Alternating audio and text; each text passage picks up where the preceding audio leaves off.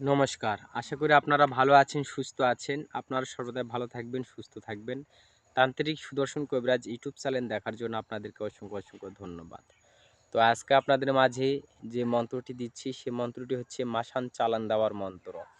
তো কয়েকদিন আগে আপনাদের মাঝে লাইভে এসেছিলাম এই মন্ত্রটি দেওয়ার জন্য, এই মন্ত্র নিয়ে আলোচনা করার জন্য। তো আপনারা লাইভে অনেকেই যুক্ত হতে পারেননি এবং সে মন্ত্রটি লাইভের মাঝে দিতে পারেনি। তো আজকে এই কারণে আপনাদের মাঝে ভিডিও করে আপনাদের মাঝে দিচ্ছি এবং নিয়মবিধি বলে দিচ্ছি। আপনারা সেই নিয়মবিধি পেয়ে আপনারা কাজ করুন, অবশ্যই ফলপ্রদ হবেন।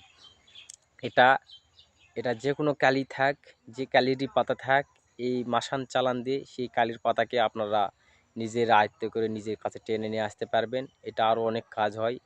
এটা কালিকে মাসান লাগিয়ে দিয়ে কালিকে ডেকে আনা কাজে হয় এবং এই মাসান দ্বারাই কারো উপর কালি চালান করে দেওয়া যায়। তো আমি অত কিছু এক ভিডিওর মধ্যে নিয়ম বলা যাবে না।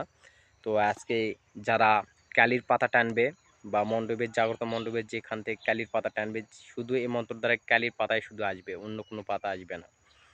আপনারা সে পাতার উপর এই মাসান লেগে দিবেন, ওইখানে মাসান চালান দিবেন, দেখবেন ওখানে যেই কালির পাতা থাকুক আপনার কাছে অটোমেটিক চলে আসবে। যদি শিওর কালির পাতা থেকে থাকে, মিট যাবে না, মাসান অবশ্যই সেই কালির পাতাকে আপনার কাছে নিয়ে আসবে, কথা বিফল হবে না।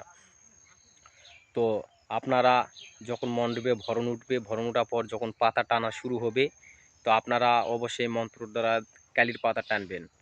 আর ওইখানে চামুন্ডা কালী হোক, শ্মশান কালী হোক, মাসান কালী হোক, ঠসি কালী হোক, যে কালী থাকুক না কোনো, আপনাদের এই মাসান আপনাদের কাছে সেই কালী পাতাকে ধরে নিয়ে আসবে।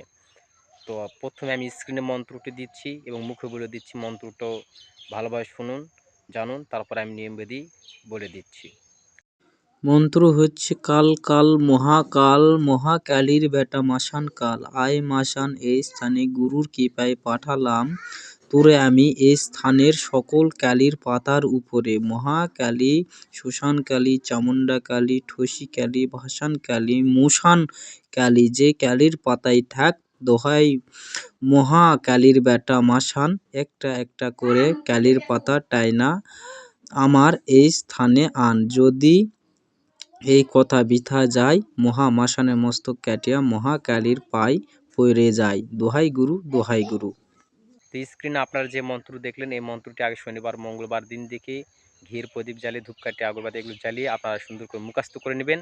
মুখস্থ করার পরে যখন আপনারা মণ্ডপে ভরণের পাতা টানবেন, তখন আপনাদের করতে হবে যে কালির ভরণের যে পাতাগুলো আছে সেগুলোর উপর আপনারা নজর নিক্ষেপ করে, মানে আপনারা তার উপর তাকিয়ে আপনারা দূর থেকে মন্ত্র বলবেন, একটা ওই পাতার দিকে হয় একটা ফুঁক দিবেন। আর আই কালির পাতা আমার স্থানে ছুটে আয়, দোহাই শিবকালীর বলে একটা মাটিতে থাবা দেবেন। এরকমভাবে মন্ত্র বলে একটা ফুঁক দিবেন আর এই নিয়ম বলে একটা করে মাটিতে থাবা দেবেন। এই নিয়মে ক্রিয়া করুন, আপনার ওখানে যে আশেপাশে যে কালির পাতায় থাকুক না কোনো, আপনার কাছে ছুটে চলে আসবে। আর যখন কালি আপনার পাতা আপনাদের কাছে চলে আসবে তখন শান্ত করার জন্য, তখন অবশ্যই আপনারা হাতে জল নেবেন বা ঘটিতে কিংবা কুমণ্ডলে আপনারা অবশ্যই জল রাখবেন। জল রাখার পরে আপনারা যে কালির পাতাটা আসবে ওখানে একটা জবা ফুল, অবশ্যই কালির কিন্তু জবা ফুল রাখতে হবে। ওই জবা ফুল মুখে দিয়ে তাকে ওং শান্তি, ওং শান্তি, ওং শান্তি, মাগো তুমি শান্ত হও, ভক্তর গায়ে থেকে তুমি যাও বলে তিনটা ফুঁক দিয়ে জলটি ওই ভরণগ্রস্ত ওই পাতার ব্যক্তির উপর ছিটায় দিবেন। দেখবেন তার গা থেকে ভর চলে যাবে, তার গা থেকে ছেড়ে যাবে। তো অবশ্যই গা থেকে চলে যাওয়ার পরে তার হাত এবং পাগুলো একটু ম্যাসেজ করে দিবেন। ম্যাচ করে দিলে সে ব্যক্তিটা আরাম পাবে এবং তাড়াতাড়ি সুস্থ হবে। তো অবশ্যই আপনারা বুঝতে পেরেছেন।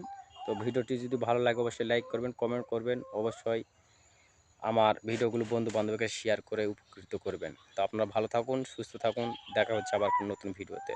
নমস্কার।